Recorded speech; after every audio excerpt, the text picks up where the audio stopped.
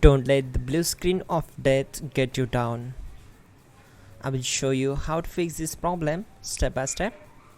So let's begin.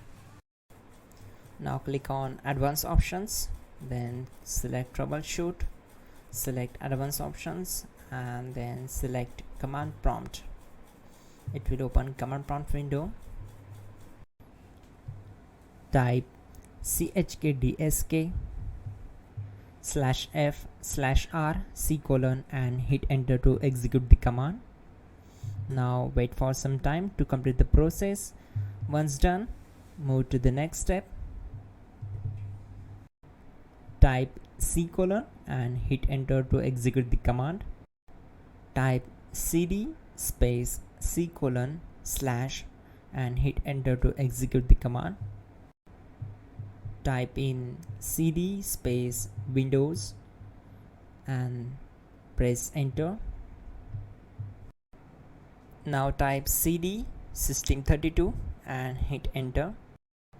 Type in cd space config and simply hit enter to execute the command. Then type md space backup and hit enter. Now execute this command. Type copy space *** space backup and simply hit enter. Now execute the command md space backup1 and simply hit enter. Now execute this command carefully. Type in copy space *** space backup1, then simply hit enter to execute the command. Now type cd space regback and simply hit enter. Execute this command. Type dir, then simply hit enter. Type copy space *** space .. and hit enter. Then type all and simply hit enter to execute the command. Let's move to the next command. Now type bootrec space /fixmbr and simply hit enter. Now type in bootrec space /fixboot and simply hit enter to execute the command. Now execute this command cd space C:/. Now type this command cd space Windows /system32 /config /regback and simply hit enter to execute the command.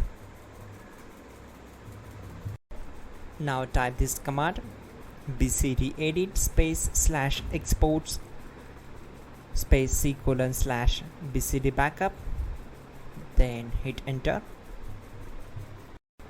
Type cd space C:/ and hit enter. Now type md space boot and hit enter. Type cd space boot and hit enter. Now type md space bcd and hit enter. Now execute this command. Type cd space C:/ and hit enter. Now execute this command. Type attrib space C:/ \boot \bcd space -h space -r space -s and simply hit enter. Now type run space C:/ \boot \bcd space bcd.old, then hit enter.